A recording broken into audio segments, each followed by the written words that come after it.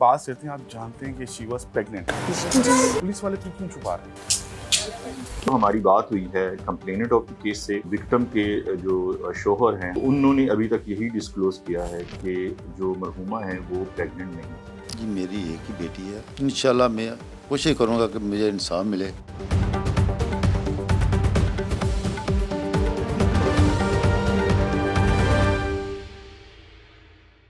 आजकल social media पर सियालकोट के नवाही इलाके कोटली मरला में कत्ल होने वाली ज़ारा की बहुत चर्चा है। सार्फीन हकायक जानना चाहते हैं। हमने कोटली मरला का रुख किया, जहां कातिल और मकतूला की पड़ोसन ने सारे राज ही उगल दिए।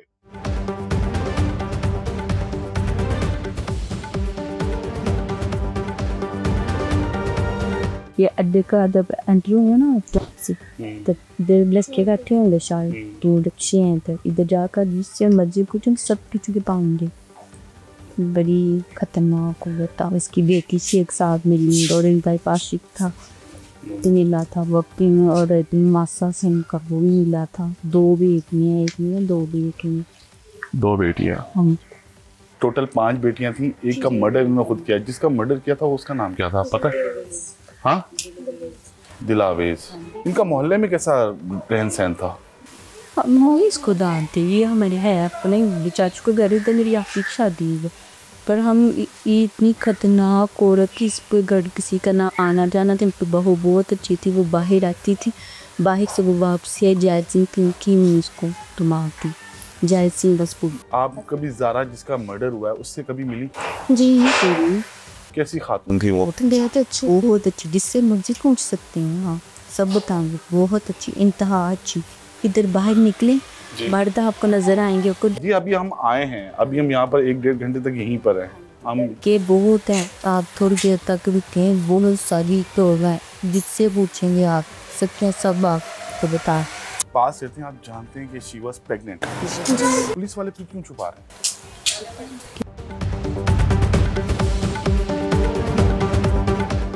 रेस्क्यू 1122 ने 12 नवंबर को जो मैसेज जारी किया, इसमें भी पुलिस का मौकफ था कि मकतूला 9 माह की हामला थी। पुलिस अपना मौकफ तब्दील क्यों कर रही है? हमने ज़ारा कत्ल केस के तहकीकाती कमेटी के मेंबर डीएसपी डस्का आबिद रशीद से मुलाकात की। उन्होंने क्या बताया, खुद ही सुन लीजिए। बेसिकली इस सारे केस की इन्वेस्टिगेशन जो है वो हमारे डीपीओ साहब राना उमर फारूक साहब बजाते खुद सुपरवाइज कर रहे हैं, और हमारा उनके साथ इस इन्वेस्टिगेशन में हर लम्हे वो हमें गाइड करते रहे हैं। एसपी साहब इन्वेस्टिगेशन जो है हमारे, वो हमारे साथ रहे हैं, और इवन के हमारी जो जितनी केस फाइल है हम कोशिश करते हैं कि उनको सम अप करके आवरली उनको हम रिपोर्ट दें कि इस वक्त तक हमने ये सारा प्रोसेस हमने कर लिया हुआ है। इस इन्वेस्टिगेशन को सुपरवाइज करने के लिए एक सीनियर लेवल पे एक कमेटी, उन्होंने एक टीम तश्कील दी है जिसका मैं भी मेंबर हूँ एक, ताकि इस इन्वेस्टिगेशन को तमाम पहलू से और तमाम इसकी जो एविडेंस हैं उनको एक वैल्यू के साथ इस मिसल का हिस्सा बनाया जाए। तो अभी तक जो हमारी बात हुई है कंप्लेनेंट ऑफ द केस से, और जो विक्टिम के जो शोहर हैं हसन या कदीर उर्फ हसन, उनसे मेरी बात हुई है, तो उन्होंने अभी तक यही डिस्क्लोज किया है कि जो मरहुमा है वो प्रेग्नेंट नहीं थी। ज़ारा को इतनी बेदर्दी से क्यों कत्ल किया गया? मकतूला के वालिद ने इस राज से भी पर्दा उठा दिया। इतनी बेदर्दी से पहले कत्ल करना, उसके बाद बेदर्दी से बॉडी के हिस्से काटना, फिर उसको पैक करके नाले में फेंकना, ये तो ऐसा लगता है कोई इंतकाम लिया गया है। बात सुनने में यही आ रही है कि जो उसकी सास है वो काला जादू वगैरह करती थी। जो इंसान जब काला जादू वगैरह करता हो उसे कत्ल करने में या ऐसा काम करने में कोई इज्जत नहीं होती, वो आम वो ये काम करते हैं। आपकी साली थी, आपको नहीं पता था कि काला जादू करती है? नहीं, पहले नहीं, मोहल्ले वाले बताते हैं कि वो काला जादू करती हैं।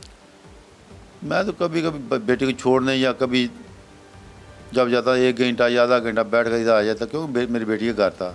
मैं मेरे ख्याल में इन 4 सालों में एक दिन में उधर रात नहीं रहा।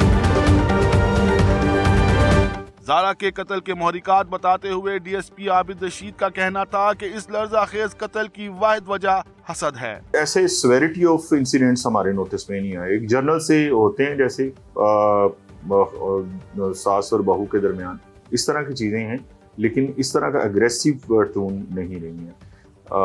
ऐसी कोई चीज़ हमारे सामने नहीं आई कि जिसमें हम देखें। और ज़ारा अमूमी तौर पे जो थी यहाँ पे भी रहती थी, कुछ वक्त ये अपने शोहर के साथ सऊदी अरब में भी गुजारती थी। तो ऐसी कुछ सेवेरिटी ऑफ इंसिडेंट्स हमारे इलाके में बेसिकली जब आप एक परसेप्शन बना लें और उस परसेप्शन के तहत आप नेचुरल इवेंट्स को भी देखना शुरू कर दें, तो आप उसी चीज़ के साथ एट्रीब्यूट तमाम नेचुरल इवेंट्स को भी करेंगे कि जो आपने परसीव कर रखा हुआ है। तो इस जो सूरा बीबी है उनके नज़दीक ये था कि मेरा बेटा जो है वो भी अपनी बीवी के साथ राब्ते में रहता है, शादी से पहले वह बहनों के साथ भी ज़रा उसका महदूद सा राब्ता है।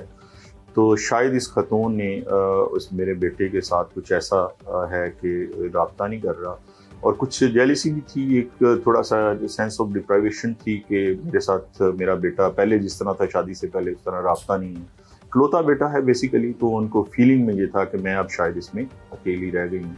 तो अब इस चीज़ के हवाले से वो जो भी उस चीज़ को देती रही, एक्सप्रेशंस देती रही, जो भी जिस तरीके से भी उसको परसीव करती रही कि अगर कोई भी नेचुरल इवेंट हुआ तो वो भी वो एट्रीब्यूट कर देती थी कि शायद ये मेरी बहू की वजह से ही ये चीज़ें हो रही हैं। फॉर इंस्टेंस ये है कि अगर किसी की बीमारी है तो उसको भी उसी चीज़ से एट्रीब्यूट कर देना, या आप किसी की कोई नाकामी है तो उसको भी उसी चीज़ से एट्रीब्यूट कर देना। ज़ारा के कातिल कैफरे किरदार तक पहुंचेंगे या नहीं, इसके बारे में कुछ भी कहना कबलज वक्त होगा, लेकिन ये केस पुलिस के लिए कमाई का जरिया बन चुका है। पुलिस तफ्तीश की गर्ज से किसी को भी उठाती है, पैसे लेती है और फिर छोड़ देती है। दूसरे बंदे उत्थे पाए लगे ने, उन्हें राती तेने केड़े थान केड़े फाए लगे ने? बस मैं जे दो चार जी उन्हें पढ़े ने बच्चे मेरे पर शबीर जान वाले ये सब है, उदा बच्चा है एक उदा पंजा वज़ीराबाद दा मेहमान आया सी, ठीक है। हालांकि देखो बेकसूर साबित हुए सब सारा मामला थी, लेकिन वो ताने बाशरे पढ़े बढ़ते यकीन करो मरते वक्त पूरा का कोई इधर होगा जी वो ले पैसे में वो भी बाल पैसा आंदा पे उधर नहीं से हो किन्ने पैसा गरीब लोग का कोई आंदा जी 10 मांगदा, कोई आंदा अल्लाह जाने मांगते ने जाने जेडे वैसी जनत होंदे ने पास्ता समझेगा वो लोग साढ़े क्राउड थाने कोई गल नहीं असी तो डरते नहीं जे सर गए मेरे सामने ना पड़ बस समझना गरीब लोगों इलम है कोई ले इस बारे से असी और कर सकते वे बहुत भावें सबका बेटा बाप जो गुनाहगार है उन्होंने रिहाई दियो। मकतूला हामला थी तो मुल्जिमान दोहरे कत्ल के मुर्तकिब हुए, कहीं ज़ारा के कातलों को बचाने की कोशिश तो नहीं की जा रही? ये सवाल हर पाकिस्तानी शहरी कर रहा है।